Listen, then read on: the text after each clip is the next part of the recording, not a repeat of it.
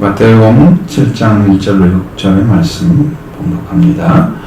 비판을 받지 아니하려거든 비판하지 말라. 너희가 비판하는 그 비판으로 너희가 비판을 받을 것이요 너희가 헤아리는 그 헤아림으로 너희가 헤아림을 받을 것입니다. 어찌하여 형제의 눈 속에 있는 티는 보고 네 눈 속에 있는 들보는 깨닫지 못하느냐. 보라 네 눈 속에 들보가 있는데 어찌하여 형제에게 네 눈 속에서 들보를 빼어라. 그 후에야 밝히 보고 형제의 눈 속에서 티를 빼리라. 거룩한 것을 개에게 주지 말며 너희 진주를 돼지 앞에 던지지 말라. 그들이 그것을 발로 밟고 돌이켜 너희를 찢어 상하게 할까 염려하라. 아멘. 상이하게 다른 말씀들이 있습니다. 이 언어에 비해서 언어는 동일하게 한 가지를 쭉 얘기하고 있는데 우리말로는 바꿔서 써놔버리고, 그래서 여러분들 이해하기가 좀 어려울 거예요. 근데 오늘 말씀 통해서 그 말씀이 밝혀지길 원합니다. 제자의 길 12번째 시간 마태복음 7장 1절 6절의 말씀은 예수님 제자들에게 하나하나의 말씀을 주시는 게 이게 형제를 사랑하는 마음을 찾으라는 거였어요. 형제를 사랑할 수 없는 자는 하나님에게 돌아오지 않은 자다. 이런 것을 보여주는 거예요. 허다한 눈으로 볼 수 있는 형제는 회개하고 사랑을 회복한 형제들이라고 말씀하고 있습니다. 그래서 우리들이 성경의 우리들의 말과 판단은 사용하지 말아야 되고 오로지 하나님의 말씀을 가지고 살아야 한다는 것을 경고하고 있습니다. 비판이라는 말 쓰죠? 이 비판은 판단이라는 말입니다. 전부 다 판단으로 보셔야 됩니다. 판단하지 말라라는 말씀은 우리에게 완전한 판단이 없다는 것을 알고 있어야 된다는 거예요. 하나님은 인간의 말을 가지고 인간의 선악을 분별하는 것에 대해서 경계하십니다. 그래서 사람에게는 그러한 완전한 판단할 수 있는 능력을 이미 상실했다. 이것을 말씀해주고 있습니다. 하나님 아담에게 에덴 동산의 모든 것을 어떻게 운영해야 하는지에 대해서 밝히 말씀해 주시고 있습니다. 창세기 2장 15절 17절의 말씀에 그것을 가르쳐줍니다. 잘 보시면 여러분도 따라오셔야 됩니다. 왜냐하면 이게 깊이 연결이 되기 때문에 이 말씀과 여호와 하나님이 그 사람을 이끌어 에덴 동산에 두어 그것을 경작하며 지키게 하시고 여호와 하나님이 그 사람에게 명하여 이르되 동산 각종 나무의 열매는 네가 임으로 먹되 선악을 알게 하는 나무의 열매는 먹지 말라. 네가 먹는 날에는 반드시 죽으리라 하시니라. 아멘. 하나님이 창설하신 에덴 동산은 말 그대로 기쁨의 동산입니다. 그곳에 아담을 이끌어 살게 하셨습니다. 그곳에 두시고 그 에덴 동산에 두어서 그것을 경작하며 지키게 하셨다. 주인이죠. 관리자입니다. 아담은 에덴 동산의 관리자이면서 하나님의 명령을 따르는 하나님의 생기로 숨을 쉬고 살아가는 생명이었다. 성경의 기록입니다. 그에게 여호와 하나님께서 명령하신 것은 각종 나무, 동산의 각종 나무의 열매는 네가 임으로 먹으라 라고 말씀을 하시죠. 자, 창세기 2장 8절과 9절에 보면 하나님이 나무를 나게 하십니다. 그러면 여호와 하나님이 동방의 에덴의 동산을 창설하시고 그 지으신 사람을 거기 두시니라. 여호와 하나님 그 땅에서 보기에 아름답고 먹기에 좋은 나무가 나게 하시니 동산 가운데에는 생명나무와 선악을 알게 하는 나무도 있더라가 기록되어 있습니다. 자, 여기 에덴 동산을 창설하시고 그 땅에 보기에 아름답고 먹기에 좋은 나무가 나게 하시고 동산 가운데는 생명나무와 선악을 알게 하는 나무도 있었다. 그래서 이 나무의 종류가 얼마나 많은지는 말하지 않았죠. 이렇게 보기 좋고 아름다운 먹기에 좋은 나무가 나게 하신 가운데 그것을 이무로 먹으라고, 먹는 나무들이라고 하나님 말씀하셨습니다. 각종 나무 열매를 그들에게 맡기신 거예요. 먹을 수 있습니다. 그러나 하나님께서 선악을 하는 나무 열매를 먹지 말라고 명령하셨습니다. 네가 먹는 날은 반드시 죽으리라 하고 말씀하시는 거예요. 이유가 뭘까? 나중에 알게 됐습니다. 이 에덴 동산에 창조하기 이전에 이미 사탄이 존재하고 있다는 것을 아시고, 물론 하나님이 안 모르시는 누가 알겠어요? 하나님께서 이미 사탄이 있는 걸 알고 그에게, 이제 아담에게 이 말씀을 주신 거예요. 이제 하나님께서 사람이 사탄에게 속하지 않게 하기 위해서 동산 각종 나무 열매를 허락하셨으나 선을 알게 한 나무는 허락하지 아니하셨다고 사실을 알게 된 것이죠. 그 선을 알게 한 나무의 열매는 먹지 말라고 하신 것은 아담은 하나님의 말씀에 순종하며 살게 되기 때문에 네가 말씀을 지키지 않으면 죽는다 하는 사실을 가르쳐 준 거예요. 그럼 늘 하나님 앞에 말씀을 따르는 자가 되기 위해서 주신 거예요. 이 말씀을 지키면 살게 되고 지키지 않으면 죽는다. 그래서 아담은 자신이 살기 위해서 지키는 자가 되죠. 말씀을 지키는 자 되고, 그랬을 때 그는 그 말씀에 순종을 하려는 마음을 가지게 되면 하나님 말씀을 떠나는 마음을 회개하는 그런 역할을 하기 위해서 선악을 하는 열매를 거기다 둔 거예요. 그걸 잘 모른단 말이에요. 그죠? 왜 만들었냐고 이유만 물어보지. 자, 그래서 하나님이 선악을 알는 열매를 먹지 말라고 명령해 두신 겁니다. 선악을 알게 하는 열매는 그 아담이 하나님께 돌아오기 위해서 주신 것이었죠. 그러니 말씀을 듣고서 순종하지 않으면 선악을 알게 하는 나무의 열매를 먹는 자가 되어서 율법 아래 떨어지게 됩니다. 이 인류가 이 말씀이 인류에게 주신 첫 번째 율법입니다. 이 말씀을 안 지키면 다 죽음에 떨어지는 거죠. 그렇게 위험합니다. 그렇게 위험한 거예요. 그 뱀에게 유혹된 아담의 아내는 하나님이 명령하신 말씀을 완벽하게 어기는 범죄를 하게 되고, 그가 아담에게도 선악을 하는 열매를 주어 먹게 하고 공범이 되게 했습니다. 이때 필요한 것은 뭡니까? 선악을 알게 한 나무 주는 목적을 따라야죠. 회개를 하면 되죠. 아담은 회개하지 않았다. 아담은 말씀을 듣고 그 말씀을 따라가는 자리에서 이제는 하나님을 떠나서 동산 자의 숨은 자가 되었다.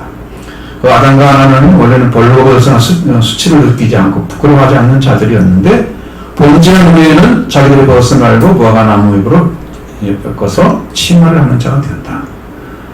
이들은 서로 사랑하고 서로 용서하는 자들이 아니고 회개하는 자들도 아니었습니다. 오히려 범죄한 것에 대해서 핑계를 대고 회개하지 않는 자들이 되었습니다. 회개라고 주신 선악을 알게 하는 나무의 열매를 먹고 그들은 사랑이 사라져버리고 그들에겐 죽음이 왔습니다. 그 후에 하나님께서 가죽옷을 지어 입히지 않았다면 다시는 영원히 돌아올 수 없는 자리에 떨어져 버린 자가 되었을 것입니다. 이게 비참한 거죠. 이 범죄한 자들이 갖게 되는 것이 형제 사랑을 잃어버리는 거예요. 그럼 여러분, 죄가 있는 사람들은 형제 사랑을 못해요. 이게 다 덮을 수 있는 사람 마음이 없어요. 어느 부분까지는 덮어줘요. 그런데 조금 더 들어가면 막 까버리죠. 정죄하는 거죠. 이렇게 해요. 못합니다. 그들은 회개하지 않고 자신의 생각이 옳다고 하는 자들이 돼서 가인이 아벨을 쳐 죽이는 자가 되죠. 그 다음에는 살인이 흥행하는 자, 흥행하는 시대가 됐습니다. 급격히 타락해 버립니다. 인류가. 이들은 타락한 형제, 그래서 형제라는 의식이 사라져 버립니다. 그리고 완전한 타인의 마음으로 바꿔지게 됐습니다. 형제를 사랑하지 않고 자기 스스로 생각하고 판단하는 죄인 돼서 죄인의 말을 갖게 된 거예요. 여러분, 이 길을 분명히 아셔야 돼요. 왜냐하면 이게 새로 열어준 거예요, 여러분에게. 그죠? 지금 못 들었던 말씀이죠. 스스로 생각하고 판단하는 죄인은 하나님을 떠나서 형제의 허다한 허물을 덮는 사랑을 잃어버린 자를 가리키는 것입니다. 잠깐만 선언할 것이 있습니다. 선언하는 나무 열매를 먹지 말라고 하시는 이유 중에 하나는 아담과 그 아내가 지금은 우리가 선언을 알 필요가 없다고 하는 거예요. 그 당시에 선이신 하나님께 속하게 되면 선과 빛과 거룩함과 의로움에 있는 자입니다. 그래서 선만 알고 악은 필요가 없죠. 하나님 말씀만 따르면 그들의 생활은 지켜지고 기쁨이 넘치는 에덴에서 영광을 누리며 살게 될 것입니다. 이것이 하나님의 주인 목적. 그러나 그 동산에 뱀이라는 일컫는 사탄이 그들의 하나님을 떠나게 해서 회개하고 돌아오게 하기 위해서 주신 선악을 알게 하는 나무로 그들을 죽이는 나무가 되게 만들었습니다. 이게 범죄하게 만든 말이죠. 그래서 왜 사람이 판단하게 되어 있느냐? 바로 선과 악의 기준이 다르기 때문입니다. 하나님의 기준과 사람의 기준이 달라요. 근데 사람의 기준은 각기 달라요. 아주 조금 차이도 있고, 아주 비슷한 것도 있고, 아주 많이 다른 것도 있고, 다 달라요. 상대적인 거예요. 우리는 절대선에 속해야 되는데 상대적인 선에 속해져 있어요. 그 예수님을 용신하셨기 때문에 선한 선생이여 내가 무슨 일을 해야 선한 영생을 얻으리까라고 부자 청년이 물었죠. 그때 예수님이 뭐라고 그랬습니까? 어찌하여 선한 일을 내게 묻느냐? 선한 이는 오직 한 분이시니라. 한 분이라고 또 지목한 것은 하나님, 육신이 되지 않고 영으로 계신 하나님이 가르쳤습니다. 그 말씀을 마태복음 19장에 기록해 놓았습니다. 선한 일 오직 한 분이 하셨던 거예요. 육체를 가지고 있었던 자신은 완전한 선을 가진 자라고 하지 않으셨습니다. 부활을 예언하실 것입니다. 그게 완전한 선이 되시죠. 자, 사람은 자기의 의로움과 부활에 대한 기준이 서로 다릅니다. 타락할수록 악에 대해서는 아량이 넓어져요. 악한 것을 다 수용합니다. 그러니까 여러분, 나라가 엉망인 나라는 그런 사람이 정권을 잡으면 엉망이 되는 거예요. 왜? 악을 행하니까. 그리고 선에 대해서는 무시하거나 멀리합니다. 하나님이 주신 기본적인 양심이 있는 사람일수록 선에 대해서 좀 넓고 잘 아량을 베풀고 악에 대해서는 좁게 보려고 하죠. 그래서 악을 싫어하기 때문에 악에 대해서 저항하거나 대적하는 힘이 더 있어요. 그런 사람들은. 자, 우리는 그러면 어떤 생각으로 형제를 바라보고 있습니까? 예수님은 우리에게 하나님의 말씀으로 인한 판단력을 가지고 있어야 되는 거지, 내가 스스로 판단해서는 다 판단을 받는다고 말씀하고 있습니다. 자, 1절로 2절의 말씀 보겠습니다. 비판을 받지 아니하려거든 비판하지 말라. 너희가 비판하는 그 비판으로 너희가 비판을 받을 것이요 너희가 헤아리는 그 헤아림으로 너희가 헤아림을 받을 것이니라. 아멘. 이 말씀은 이렇습니다. 너희는 판단받지 않기 위하여 판단하지 말라. 거꾸로 되어 있죠? 너희가 판단한 그 결정으로 너희가 판단을 받게 될 것이다. 너희가 판단하는 그 판단으로 너희가 판단될 것이다. 이렇게 되어 있어요. 헤아림이라는 말을 쓰지 않고 동일하게 같은 단어를 사용합니다. 큰이라고 하는 단어를.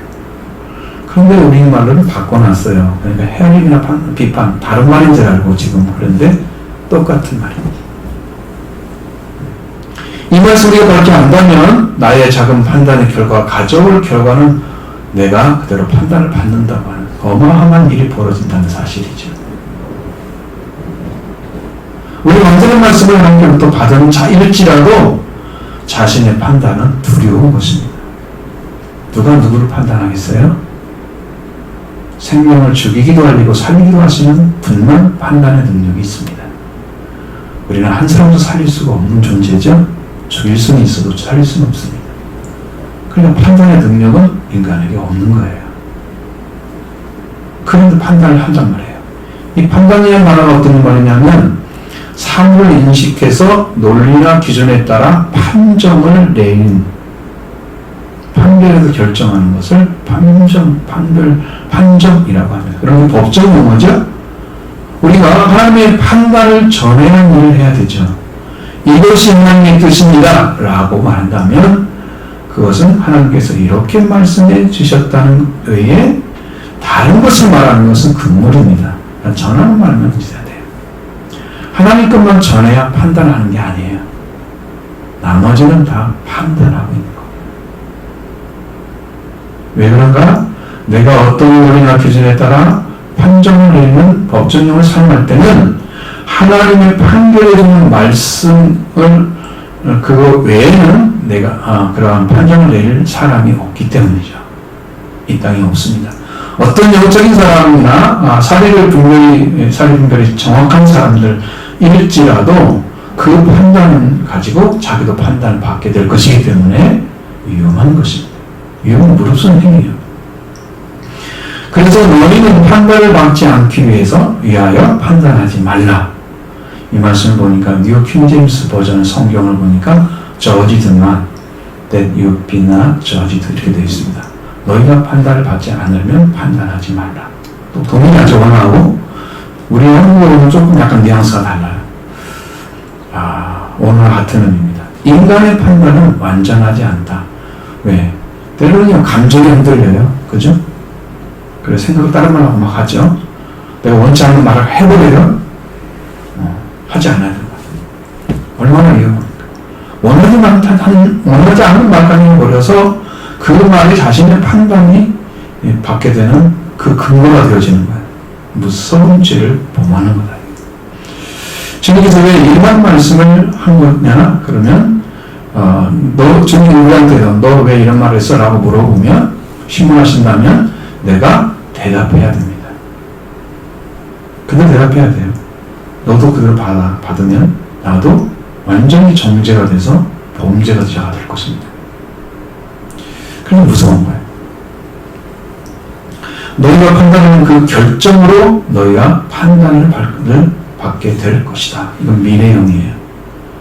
지금은 우리가 판단하는 그 결정, 판단하고 이제 결정을 해서 이렇게 말을 했죠?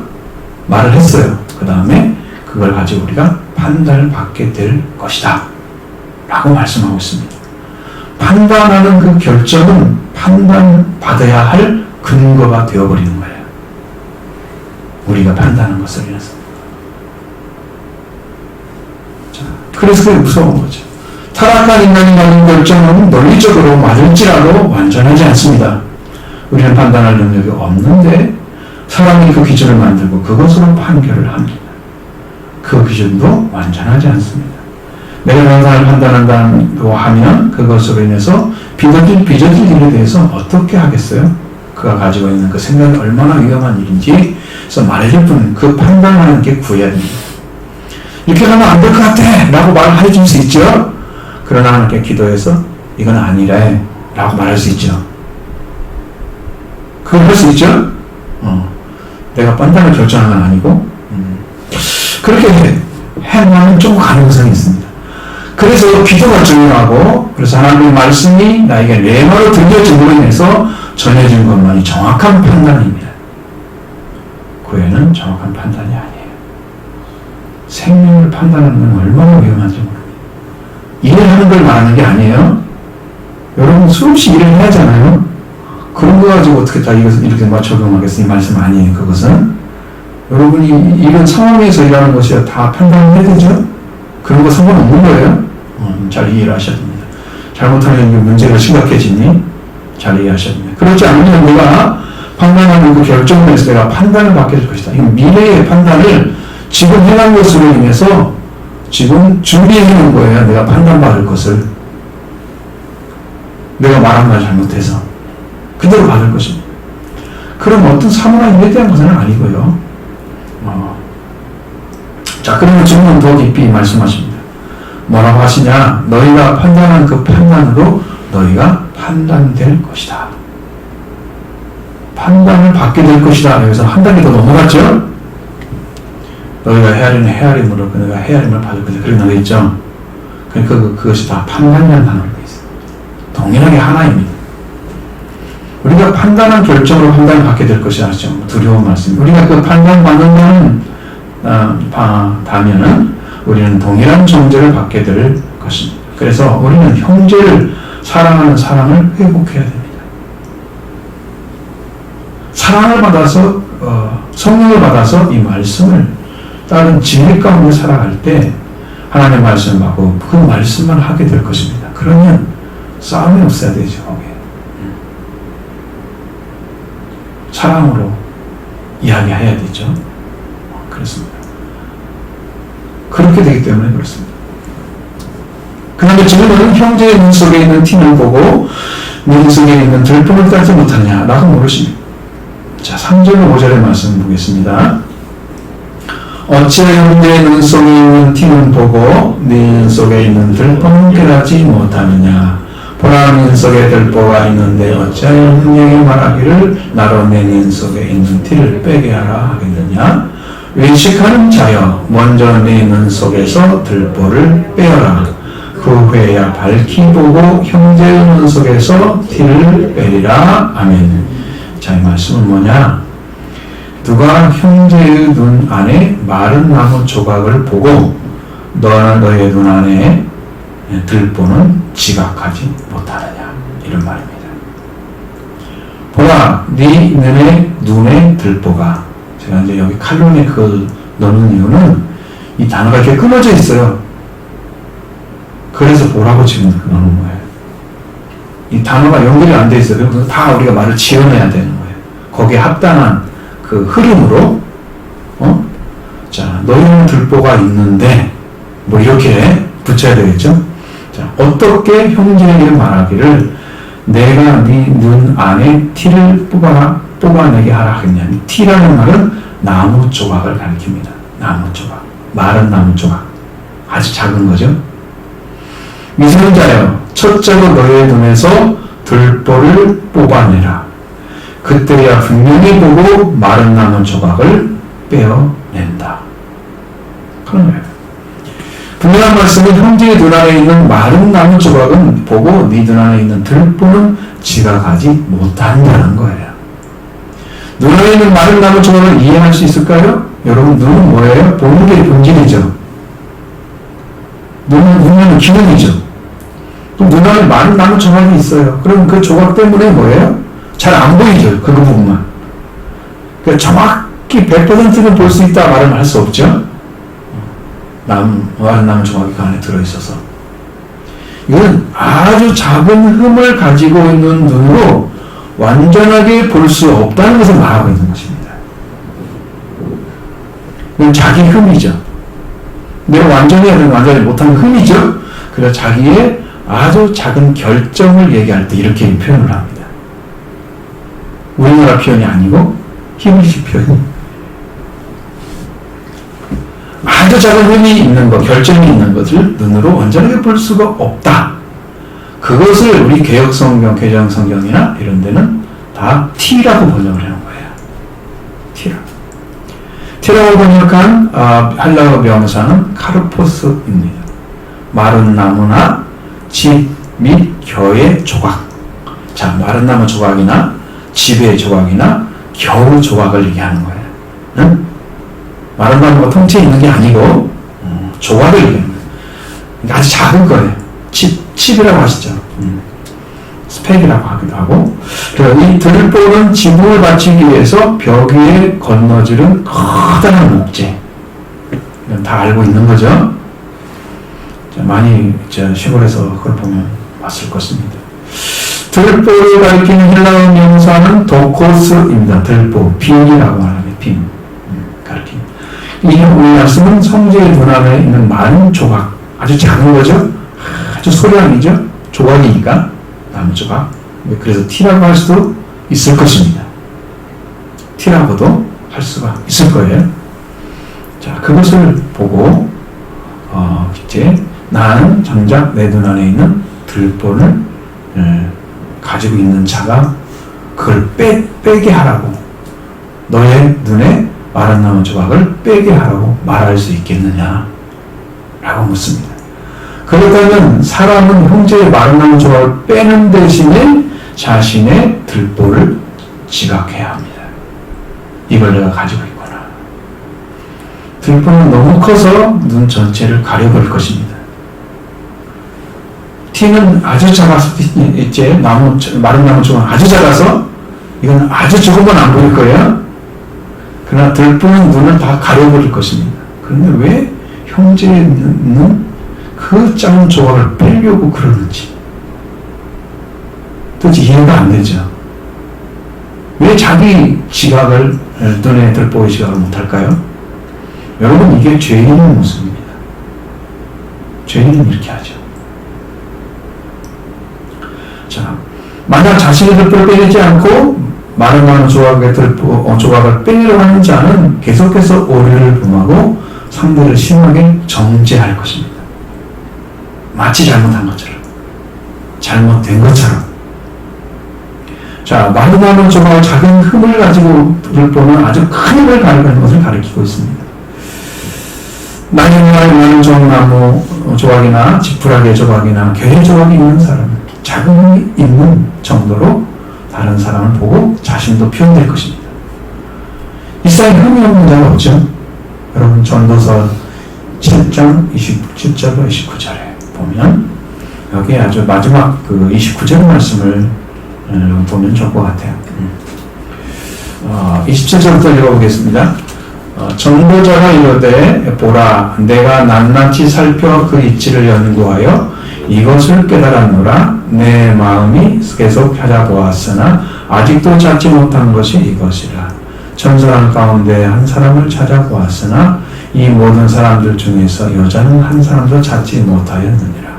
내가 깨달은 것은 오직 이것이라. 곧 하나님이 사람을 정직하게 지으셨으나 사람이 많은 꾀들을 낸 것이라 하시니라. 아멘. 자, 29절 말씀이 여러분을 말씀드리려고 하는 거예요. 하나님은 사람을 정직하게 지으셨다. 이 한 가지를 깨달았다고 그랬죠? 아주 중요한 깨달음이죠. 솔로몬이 한 가지를 깨달았지만 하나님 사람을 정직하게 지으셨지만 사람은 많은 꾀를 내었다라고 얘기했습니다. 이 꾀라는 말을 보니까 원어로는 괴책이라는 의미입니다. 괴책이라는 단어를 보면 꾀나 방법을 생각해낸 또는 그 꾀나 방법을 의미한다. 계략이라는 단어가. 자, 사람이 정작 창조한 대로 정직을 가지고 있다면 그는 바른 자리에 하나님의 말씀을 따르면서 행복한 삶을 누리고 있었을 것입니다. 그러나 사람이 정직함을 잃어버린 것이에요. 그 사람이 즉 이를 꾸며내며 묘한 생각거나 수단을 강구하는 그러한 일을 통해서 다른 사람에게 자신이 하는 일로 나는 살고 다른 사람을 죽이는 그런 일들을 악을 행하는 그쪽에 발달해버렸어요. 그쪽으로 가버렸어요. 그래서 의롭고 정직한 하나도 없고 나에게 유익이 되면 그는 따르는 자. 그게 계책이에요. 꾀를 생각하는 거, 좋은 거. 내 편에서 옳고 좋은 거. 그가 가진 꾀를 얼마나 방법을 생각해내는 자가 되어버리고 하나님은 따르지 않는 거예요. 이게 문제죠. 하나님은 완전하게 인정했지만 사람은 계책을 내는 거다. 사람이 이렇게 정직을 잃어버리고 계책을 내는 죄인이 되었으니 이제는 회개하고 복음을 믿어야 합니다. 회개하지 않고 믿는 것 때문에 여러분 다 오류를 범하고 있는 거예요. 들보가 사라지지 않아요. 하나도 못 보면서 다 보는 것처럼 얘기해요. 들보죠. 아주 작은 작품이라도 있으면 지적해요. 자기는 들보가 있는데도 말이에요. 여러분, 죄인을 자각하게 되잖아요. 그러면요, 다른 사람의 죄를 지적하기가 어렵더라고요. 마음에서 허락이 안 돼요. 그렇게 어려워요. 자, 어차피 여러분에게 세워진 목회자이기 때문에 여러 가지 얘기를 하지만 실제로 마음에서는 해야 할 말이 별로 없어요. 여러분에게 저는 말씀 전하기 때문에 지금 얘기하는 거고.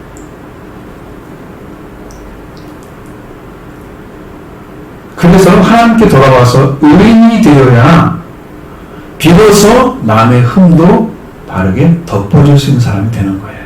빼낼 수 있게 만들어주는 거예요. 그 사람 회개하게 해서. 응? 자, 하나님의 아들이 되어서도 작은 흠이 없는 자가 없습니다. 제가 보니까 구원받은 사람도 다 흠이 있고 모자람이 있어요. 근데 그걸 뒤적해내요. 그게 나쁘다. 자, 우리가 하나님의 완전한 형상으로 회복된 예수 그리스도로 세워지지 않았기 때문에 우리는 완전하지 않아요. 구원을 받았지만 완전하지 않아요. 하나님 형상 이걸 완전하게 입었다면 완전하죠. 창조제를 이루는 것처럼. 저 사람은 완전한 사람이라고 이렇게 생각을 하죠. 근데 그렇게 완전한 사람이라고 그 사람을 보려고 하는 사람 마음에는 사랑이 없습니다. 그냥 너는 완전히 행해야 돼. 너는 흠이 있으면 안 돼. 이렇게 지적을 하는 거죠. 성경에서 사랑은 허다한 죄를 덮는다고 말하고 있습니다. 사랑이 없으면 오히려 작은 흠이라도 들춰내고 상대에게 치명상을 입히는 악한 삶으로 나아가는 자. 바로 그런 자기 눈에 들보를 가진 자입니다. 그는 자기 눈 안에 들보가 있는데 그것을 묻지 못하고 형제 눈 안에는 말 한 가지 조각을 봄으로 일어나는 일입니다. 그러나 보십시오. 예수 그리스도 하나님 아들로 오셔서 하나님께 주신 말씀을 듣고 그대로 말씀을 전하고 하나님의 능력으로 사역을 완성하셨습니다. 예수님은 사실 완전하신 분이십니다. 그런 유대인들은 예수님의 말씀을 듣고 어떤 문제를 지적하고 계시를 문제있는 것처럼 힘하고 율법으로 그를 시험하고 계속 예수님의 인격적인 문제가 있는 것처럼 되었던 모습은 요한복음에 잘 기록되어 있으니 여러분 보시기 바랍니다. 이게 들보가 있는 사람들 하는 짓이에요. 회개하지 않고 다시 말하면 아무도 보지 못하는 사람 하는 짓. 자, 들보를 가진 인간이 티 없고 질문 없고 거룩하고 흠이 없는 무결점이 완전하신 하나님이 성령신으로 오셔서 계신데 그곳에 와서 예수님 말씀을 듣고 들보를 내려놓아야 되는데 회개하는 자가 되어야 되는데 불구하고 들보를 내지 않고 지각하지 못하고 계속 예수님이 지적하는 거예요. 못된 것들이죠. 오늘 우리 눈으로 보면 아주 못된 것들입니다. 자, 예수님의 말씀은 듣고 자신이 얼마나 큰 흠이 있는 사람인 것을 지각하게 되면 회개합니다. 자신의 들보를 빼내는 작업이 회개입니다. 그러면 눈이 밝아지죠. 전에 못 봤던 것들이 보여요. 눈이 밝아지죠. 비록 그렇게 마른 조각이 있는 자라도 자는 더욱 회개해서 분명히 하나님의 영광스러운 교회가 될 것입니다. 그래서 둘 다 완전해지는 방법은 회개밖에 없습니다. 자, 에베소서 5장 26절 27절의 말씀을 보면 여기에 영광스러운 교회의 모습을 나타내고 있습니다. 이런 것 물로 씻어 말씀으로 깨끗하게 하시어 거룩하게 하시고 자기 앞에 영광스러운 교회를 세우시어 티나 줄 잡힌 것이나 이런 것들이 없이 거룩하고 흠이 없게 하려 하심이라. 아멘. 자기 힘이 있는 자라도 티나 줄 잡힌 것이나 이런 것들이 없이 거룩하고 흠이 없게 세워지는 교회. 이 영광스러운 교회, 바로 이런 교회가 바로 우리 성도들을 가리키는 거예요. 여러분 한 분 한 분이 영광스러운 교회인 거죠. 하나님 복을 주셨어요. 물로 씻어 말씀을 깨끗하게 하시며 회개를 통해서 하나님의 성령을 받게 하시는 거죠. 거룩하고 흠이 없게 하시고 이게 우리가 세워져야 할 교회입니다. 우리 교회를 말하고 있습니다. 이렇게 우리는 교회 하나님께 세워져 나가게 하실 것인데 회개하고 성령 받는 것만이 이러한 교회를 세워지게 합니다. 완전한 복음은 우리가 흠이 없게 되어서 하나님 앞에 나아가는 자가 되게 하는 거죠. 그러니까 다른 사람의 흠이 보이면 나는 그 흠을 보기 전에 자신 더 큰 흠을 먼저 지각하시기를 바랍니다. 그러면 자신의 들보를 가졌음을 통회하고 이제 은혜 가운데 그 힘들을 돌보는 자가 돼서 흠이 있더라도 덮어주고 사랑으로 이끌어주는 신앙을 갖게 될 것입니다. 자신의 회개함을 인해서 들보를 빼내면 내가 그 형제의 흠이라고 밝게 볼 것입니다. 그런 형제의 안에는 많은 쪽을 빼낼 수 있죠? 그를 살리는 거죠. 더 완전하게 하는 거죠. 둘 다 사는 방법이에요. 그러니까 진정 형제를 사랑하는 눈을 회복한 사람이 되어야 한다는 것입니다. 할렐루야. 이 길로 걸어갈 바랍니다. 여러분 하는 말씀이죠. 따라가셔야 됩니다. 이제 거룩한 것과 진주의 대를 이제 짐승에게 주지 말라. 라고 말씀하고 있습니다. 제가 찬송을 부를 때 짐승이 들어간 찬송을 골랐어요. 다른 말이 안 나오니. 자, 6절 말씀 보시겠습니다. 거룩한 것을 그에게 주지 말며 너의 진주를 돼지 앞에 던지지 말라. 그들이 그것을 발로 밟고 돌이켜 너희를 찢어 상하게 할까 염려하라. 아멘. 여기는 많이 다릅니다. 내용이. 그러니까 잘 보십시오. 끝에 부분이 많이 다르냐. 그 거룩한 것을 개들에게 주지 않도록 하며, 이걸 않도록 하며를 주지 말며, 이게 고칠 수가 있습니다. 우리말은 그게 통하니까. 진주들을, 돼지들을 앞에 던지지도 말라.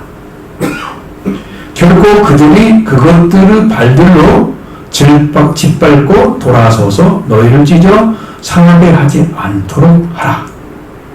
염려하라는 뜻이 아니에요. 그렇게 하지 않게 하라는 뜻이에요. 그러면 결단코 개나 돼지에게 거룩한 것이나 진주를 주지 말라는 거죠. 100%. 염려하라는 말이 아니에요. 우리말은 너무 성경 잘못 번역된 거예요. 이 단어는 아주 치명적으로 잘못 번역한 거예요. 자, 여러분 거룩함이라는 단어를 여러분에게 말씀드렸죠. 거룩함. 코데시라고 하는 히브리어를 사용합니다. 하게아모스나 헬라어를 사용하죠. 영어로는 홀리니스.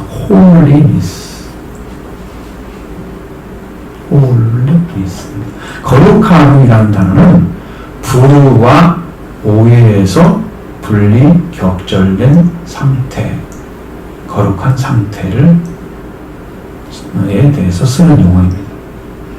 성경에서는 하나님과 관계에서만 이해가 되는 용어입니다. 사람은 이걸 알 수가 없다는 거죠. 사람 안에서는 없어요. 히브리어 코데시나 형용사 카도시, 헬라어문사 하기아스모스, 그리고 형용사 하기오스가 다 거룩함의 원어입니다. 근데 모두 다 분리, 차단을 의미합니다. 이건 뭘 말하냐면 하나님의 거룩하심은 하나님의 격절성, 존엄성, 초월성을 의미합니다. 그러니까 인간이 이렇게 가까이 할 수 있는 존재가 아니에요. 죄인은 절대로 가까이 할 수 있는 존재가 아니에요. 그러니까 거기에 뭔가 조치가 있어야 돼요. 그분 가까이 하려면. 그래서 죄사함이 필요한 거예요. 이거 있으면 못 돌아요. 그냥 차단되는 거죠. 분리됩니다. 하나님에 있어서 거룩함의 본질은 분명히 이렇게 할 수 있습니다. 격절성이란 서로 사이가 떨어져서 연락이 안 되는 상태. 자, 죄인이기 때문에 하나님의 거룩함과 연결되지 않습니다. 죄가 있으면 끊어져 있습니다. 존엄성은 너무나 인물이 큰 인물이기 때문에 감히 범할 수 없는 정도로 높고 엄숙함을 의미합니다. 하나님이 그게 크신 분이죠. 초월성은 어떠한 한계나 표준을 뛰어넘는 것을 말합니다. 이스라엘에서는 하나님께서 이렇게 부르죠. 이스라엘이 거룩한 자. 하나님이 이렇게 부를 때 이렇게 불렀습니다. 이스라엘은 거룩한 자. 거룩함 또한 장소, 일, 의식, 계절에 관련해서 표현되는 때도 있습니다.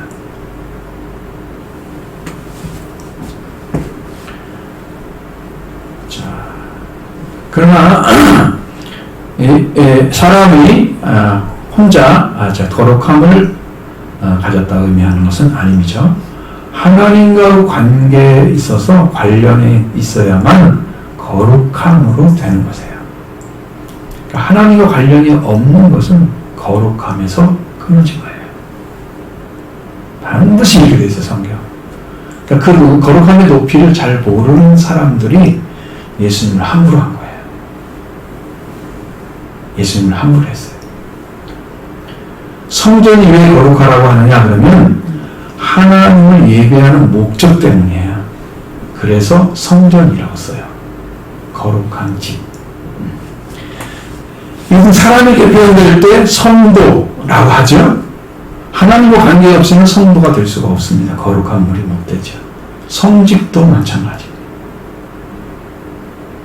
그리스도에 대해서 성도란 칭호합니다. 그 사람이 도덕성으로 뛰어나고 윤리성도 뛰어나고 성결성이 있어서 그렇게 말하는 게 아니고, 성도라고 부르는 게 아니고, 하나님과 관계, 그리스도 속죄, 성령의 성별에 의해서 그들 성도라고 하는 거예요. 개인의 것이 아니에요. 깨끗하게 도덕적으로 훌륭하게 잘 산다. 그럼 성도가 될까요? 안 됩니다. 근데 예수님하고 바리새인들이 왜 이렇게 대립했느냐? 무슨 문제가 있었을까요? 이들은 율법학자와 바리새인들을 예수님과 관계에서 거룩함에 대한 이해가 서로 틀림으로써 충돌된 것입니다. 예수님은 그 거룩성이 너무 높으신데 이들은 그걸 모르는 거예요. 도전하죠. 옳고 그름에 대해서 판단할 수 없는 능력을 가지고 판단할 수 있는 능력도 없으면서 하죠. 그리고 하나님의 또한 하나님의 거룩한 성품을 무시하고 속죄의 역사를 이해할 수도 없는 자들이었습니다. 하나님의 거룩하심은 죄와 오해, 지저분하고 더러운 그래서 우선 물론이고 전 피조물의 독절된 하나님의 본질입니다. 그러니까 하나님은 영으로 와 계십니다. 계시기는 이 땅에도 성경에 이렇게 나와 있어요.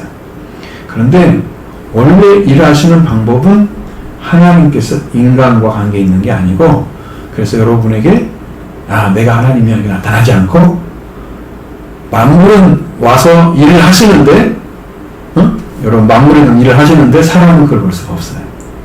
그렇게 일을 하시는 거예요. 그래서 은밀하다고 말씀하시죠.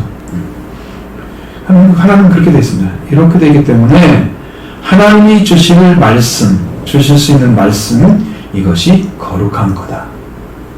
하나님 우리에게 주시는 말씀이 거룩한 것입니다. 이 거룩한 것이 하나님의 말씀인데 이 거룩한 것을 개들에게 주지 않도록 하라.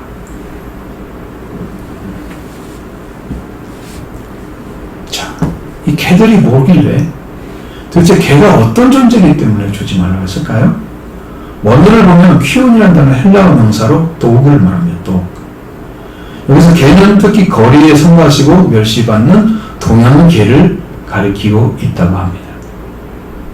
학자들이 연구를 했는데 이렇게 했어요. 자, 퀴온이라는 단어는 이제 헬라 퀴온이라는 개라는 존재는 히브리어 켈렙, 이것도 개라고, 히브리어는 켈렙이 개예요. 번역으로 사용됐는데 대체로 구약 성경에서는 길거리에 비치는 개를 나타내는데 사용하는 거예요. 경멸적인 용어입니다. 개라고 하면 결코 좋게 보지 않아요. 지금 반려견 이렇게 말하지만 시대 그때 있지 않았습니다. 유대인들의 개는 어떤 거냐면 되게 썩은 음식을 먹고 토했던 것을 도로먹고 탐욕이 심하고 도덕적 영적으로 악한 자를 승리할 때 그를 개라고 했습니다. 개는 그와 같이 같은 사람들의 유형을 가리킵니다. 그리고 복음이 전파되고 그들이 전파되고 설교된 후에도 그 말씀을 지키지 않고 살아서 악하고 더러운 성품을 그대로 가지고 있다가 바라는 사람을 개라고 했습니다.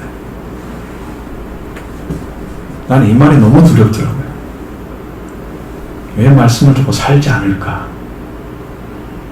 왜 개의 성품 그대로 가 있을까? 옛날 성품 그대로 더러운 성품, 악하고 더러운 성품을 그대로 가지고 살다가 쏘아붙이고 막 나오잖아요. 그거야. 살지 않아서. 말씀으로 살았지 않기 때문에 변화가 안 왔어. 때때로는 유대인들은요, 원수나 악한 자를 개로 지칭하기도 합니다. 그에 대한 말씀이 이사야 56장 10절로 11절에 기록되어 있습니다. 이 말씀은 파수꾼에 대한 이야기입니다. 이사야 56장 10절로 11절 이스라엘의 파수꾼들은 맹인이요 다 무지하며 벙어리 개들이라. 짓지 못하며 다 꿈꾸는 자들이요. 누워있는 자들이요. 잠자기를 좋아하는 자들이요. 이 개들은 탐욕에 심하여 족한 줄을 알지 못하는 자들이요. 그들이 물지각한 자 목자들이라 다 제게로 돌아가며 사람마다 자기 이익만 추구하며. 이 개들이라고 했습니다. 이 개들은 이스라엘의 파수꾼들, 파수꾼은 예언자들을 가리킵니다. 하나님 말씀을 가진 자들이 이 땅으로 살았어요. 말씀에 순종하지 않고. 맹인입니다. 아무도 못 보죠? 들보가 꽉 차있죠? 맹인이죠. 무지하죠? 그래서 개들인데 짖지를 않아요. 이거는 탐욕이 심해요. 족한 줄을 알지 못해요. 몰지각한 목자들. 잠자기 좋아하고 누웠기 좋아하고 게으른 자. 말씀에 순종하지 않는 이런 자. 자기 이익만 추구하고 자기의 길로 돌아가고 사람마다 자기 이익만 추구하는 그런 자. 영적인 삶을 매인하지 못하고 다 무지해서 벙어리 개들과 같은 자들, 탐욕뿐만 아니라 몰지각하지 않는 자들 일컬어서 개들이라고 한다. 자, 이런 사람들은 하나님의 말씀을 받아도 회개하지 않습니다. 속죄의 부활을 하지 않고 그냥 살아서 옛사람 모습 그대로 살고 있는 거예요. 옛 성품 그대로 유지하고 있는 자, 따라가는 자, 개들.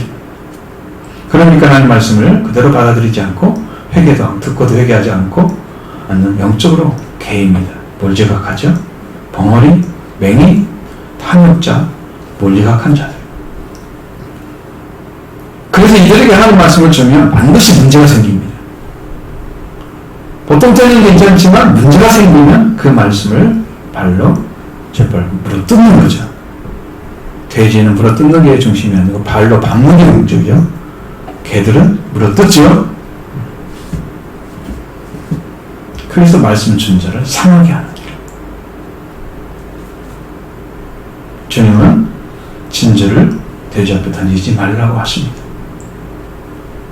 이 진주라는 것은 폴로입니다. 폴로. 우리말로는 이제 진주라고 하죠. 히브리어로서는 페니님. 이게 복수로 사용됩니다. 진주들이라고. 그냥 진주라는 말을 쓰질 않아요. 마르가라티테스라고 히브리어로, 헬라어로. 진주는 조개 종류에서 이제 체내에서 생성된 폐각질의 물질로 천연대로 아름답기 때문에 예부터 보옥이라고 했습니다. 보옥. 아주 보배로운 구슬처럼 보옥이라고 애호됐습니다. 장식물에도 붙이고 다닙니다. 미술 공예품으로 이용되지. 또는 야경으로 쓰죠. 엄청난 거죠. 이 진주는 귀중한 모습으로서 천국의 상징으로 남아 있습니다. 마태복음 13장에 보면 값진 진주라고. 새 예루살렘의 위에 미래 상징으로 거기에 진주문이 있습니다. 12문 중에서 진주문이 있죠. 디모데전서 2장 9절이나 계시록 17장 4절에 장신구로 된 진주가 거기에 인용되어 있습니다. 자, 히브리어 명사 페니님이죠. 페니님. 이것을 진주로 번역하죠. 근데 LM 애가서에 보면은 여기를 산호라고 번역을 합니다. 이건 잘못된 번역인 것 같아요. 우리말로 이렇게 번역이 되어 있어요. 진주는 마르가리테스라고 하는데 진주를 가리키고 진주로 번역을 해놨습니다. 그러니까 신약 성경에는 올바로 번역한 거예요. 자, 값비싼 진주에 대해서는 장식으로 되어 있고 구체적으로 보여주고 있습니다. 값비싼 진주. 상품이죠. 네, 고대에 있어서 진주의 산지는 어디냐면 페르시아 그리고 아라비아 해역 연안이었다. 그 당시에 알 수 있는 거예요. 예, 진주를 만드는 진주 조개는 세계 각지의 온난한 지역에서 널리 분포되고 있고 진주는 지중해에서도 채취되었던 것 같습니다. 네, 진주는 이들의 조개 종류의 연체 내에 들어간 모래나 이물질이 외투막의 부근에 있어서 구풀을 자국하다가 연체 세포에 의해서 진주 분비물이 나오죠. 그것이 쌉니다. 그걸 모래를 싸죠. 계속 싸다가 차츰차츰 커져서 그게 진주가 되는 거예요. 그럼 조개가 엄청 힘들어하면서 만들어낸 거죠. 이른바 영적으로 병리적인 소상에 의해서 만들어지는 게 진주입니다. 이렇게 사람들이 보복이라고 하는 진주를 돼지들 앞에 던지지 말라고 했습니다. 왜 그랬을까요? 돼지는 여러분도 아시죠? 스와인이나 아니면 피그라고 하는데요. 여기는 차지르, 히브리어, 헬라어에서는 수스입니다. 우리가 쓰는 말은 코이로스라고 하는 말을 사용합니다. 이건 작은 돼지를 말합니다. 성경에서 부정한 동물의 대표로 많이 나와 있습니다. 레위기 21장 7절 보면, 자, 시편 80편 33절에는 똑같은 단어를 멧돼지라고 번역을 했어요. 보라는 멧돼지의 수컷을 말하고 있습니다. 근데 70명이든 72명이 유대인 학자가 번역했다는 구약성경의 그리스역 70인역이라고 그러죠. 거기는 돼지가 이 70인역에는 수스라고 번역합니다. 신약성경에는 코이루스라고 번역했습니다. 그런데 우리가 이건 작은 돼지죠. 오늘 우리 본문에 나오는 돼지가 바로 이 코이루스예요. 이걸 아셔야 돼요. 자, 돼지는 부정진 동물의 무리이다. 뿐만 아니라 더러워진 동물의 대표처럼 혐오되고 야유되었다. 우상적 이교적으로 비하되고 있다. 얼마나 돼지를 우습게 보는지요. 그러니까 이 돼지는 처음에는 소스 도메스티쿠스라고 불려졌는데 이 돼지를 멧돼지를 길들여서 돼지가 됐다고 해요. 길들여가지고 그것이 점점점 이제 세계로 번져지게 된 거죠. 이 청동기 시대에서 이 가축이 상당히 많이 보여지고 있는데 이 양동의 역사는 오래된 중국 대륙부터 이 돼지가 아시아 지방까지 쭉 퍼져나가고 아라비아나 이집트까지 진출하고 그 상당히 기간 동안에 그 돼지가 퍼져나간 걸로 보여요. 그래서 후대의 돼지는 극히 이 지방에서 후대까지 돼지는 극히 적은 것이었어요. 양동의 복음은 그리 많지 않았다는 것입니다. 근데 여기서 잘 봐야 돼요, 여러분. 유대인들의 구전율법인 탈무드에는 뭐라고 되어 있냐면 돼지는 불결한 것의 대표. 그걸 사육하는 것도 싫어하고요.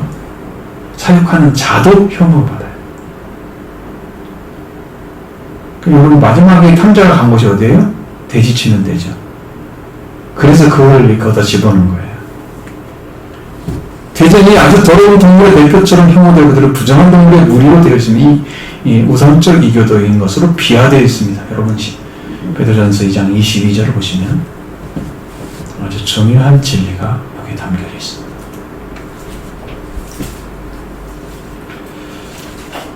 이 말씀이 아마 여러분의 결론이 될 것입니다. 참된 속담에 이르기를 개가 토하였던 것에 돌아가고 돼지가 씻었다가 더러운 부덩이에 도로 누웠다는 말이 그들에게 응하였도다. 여기에서 돼지가 씻었다가 더러운 부덩이에 도로 누웠다 하는 말씀은 돼지가 자신을 위해서 목욕을 했다가 진창의 뒷구름이 그들에게 일어났다. 원어는 이렇게 됐어요. 자, 얼마나 무서운 일이냐. 진창 알죠? 무슨 땅이 질어가지고 질퍽질퍽한 그 진창이라 알죠? 자신을 돼지가 목욕을 해요. 그리고 다시 가서 이 진창에 뒹구는 거예요. 오염물이 꽉 찬 곳에. 그 돼지는 목을 놓아졌다가 다시 옛날 가르침으로 돌아가요. 말씀을 받아들였는데 또 돌아가요. 안 돌아가요. 말씀 앞에. 회개가 안 된 거죠. 내가 이렇게 살아야지 마음의 결심은 했겠죠. 그러나 완전한 회개가 되지 않기 때문에 돌아오질 않아요. 그 속성이 돼지 속성입니다. 자, 그러니까 자기를 목욕을 했다가 더러운 진창에 뒷구름이 이루어졌다라는 말씀과 같이 그냥 자기 본성에 맞는 거예요. 옛날 삶이 자기 본성에 맞기 때문에 돌아가는 거예요. 내가 새로운 삶을 적응을 했어요. 아, 이것이 새로운 삶이구나, 말씀이구나. 그러면 나는 이 삶이 좋아요. 저는 이 삶이 좋거든요. 그 세상에 많이 안 나가고 그냥 주님만 사는 것이 정말 좋죠. 네, 이 본성이 안 맞으면, 이런 삶이 주님만에 사는 삶의 본성이 안 맞으면 회개가 안 이루어진 거예요. 그래서 삶이 재미가 없어요. 기쁘지 않아요. 행복하지 않아요. 그냥 자꾸 돌아가고 싶어. 돼지의 속성이죠. 옛날 거 좋아. 회개하지 않고 다시 옛 삶으로, 삶과 그 가르침으로 돌아가는 점. 그러니까 그런 종들에게 값진 진주를 왜 줍니까? 왜 던집니까? 그 앞에 사람이 그 앞에, 돼지 앞에 던질 때에 그것을 기쁨으로 받는 것 같지만 시간이 지나면 그 말씀을 발로 짓밟고 상하게 한다. 그야 그런 존재예요. 저희는 이런 일이 일어나지 않도록 하기 위해서 말씀을 주신 거예요. 이런 걸 지적하는 데 목적이 있지 않아요. 거룩한 걸 돼지들에게 주지 않도록 하며 진주들 돼지들 앞에 던지지도 말라.